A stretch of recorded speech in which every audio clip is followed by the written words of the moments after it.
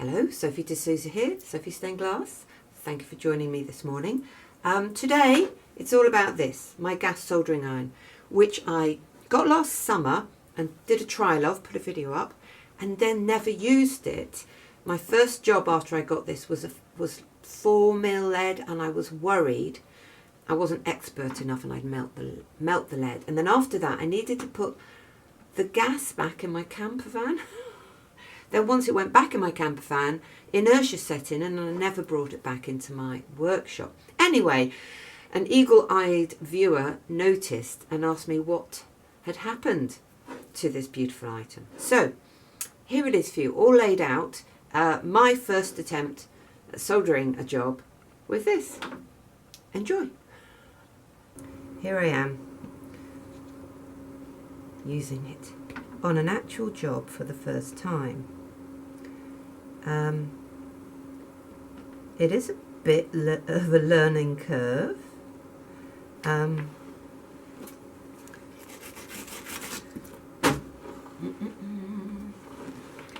I have done another panel. This isn't the first one.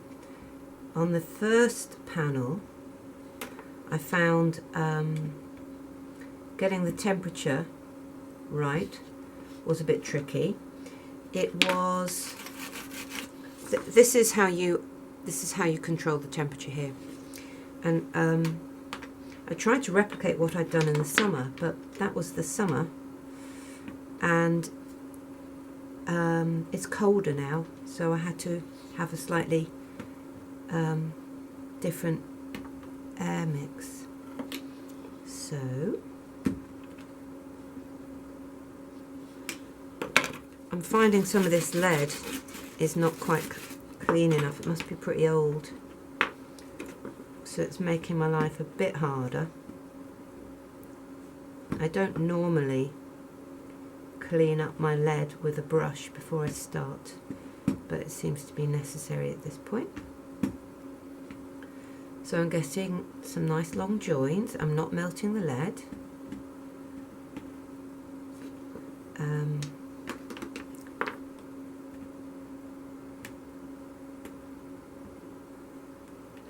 It is heavier to use than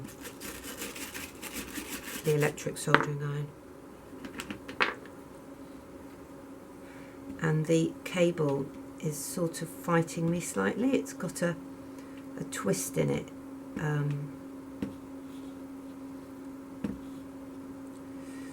Which is a bit annoying. I think that one's going to need a clean. Took a good 5 minutes to heat up to temperature. Felt like a bit longer than when you plug in your electric iron. You could speed the process up by putting it on full temperature and then turning it down, but that's how I ended up melting the lead yesterday. So I thought I would keep it at the temperature I discovered was a good temperature yesterday.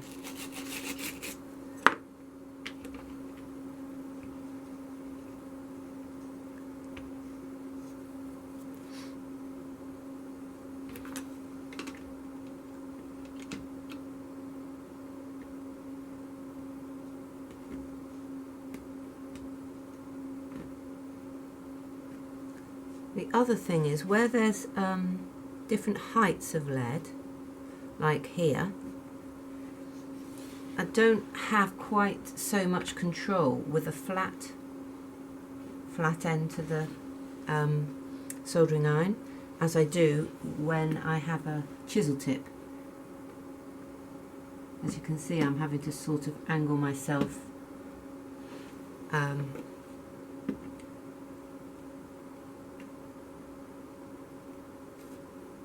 but these might be things that I get more used to the more I use it. I'd be interested if there's people out there who regularly use a gas soldering iron. I'd be interested to hear their thoughts. So leave a comment.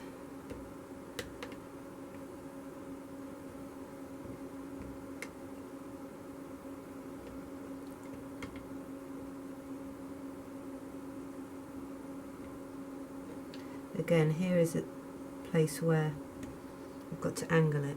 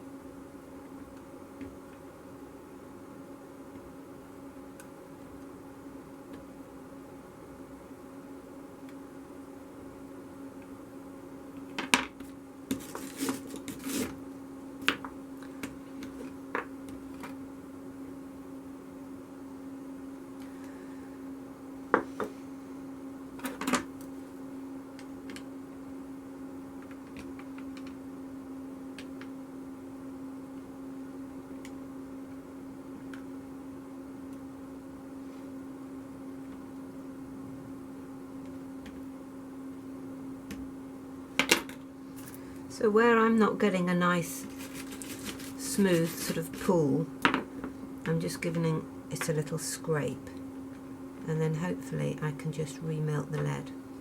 Not lead, the solder.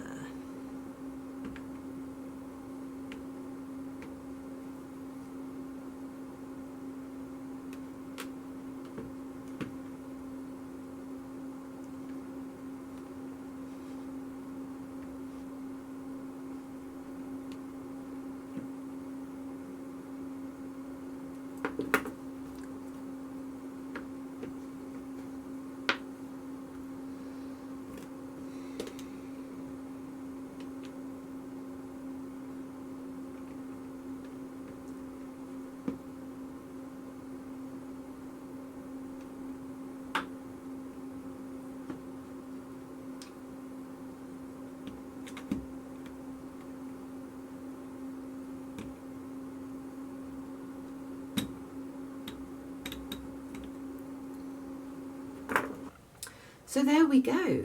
It took a little while, but I got the hang of it. My second panel definitely more successful than my first. I do enjoy using it, although there are sometimes I'd say the electric soldering iron is easier or better for me, maybe because I'm more used to it. But I found, especially when I was trying to break a joint, I was burning this hand while trying to get the knife close like that. So then I had to go over to my electric soldering iron again. But for regular joints, very nice. There are some times when getting the angle right, where there's different heights of lead, is just a bit difficult because it's a flat head, not a chisel head. It's a bit heavier on the hand, and this cable is fighting me somewhat. But the joints are nice when they're made with this nice flat head. So I'd recommend giving it a go. And if you've got anybody near you that uses one of these, maybe see if they'll let you come and have a play. So yeah, thank you for watching. Please like, comment and subscribe.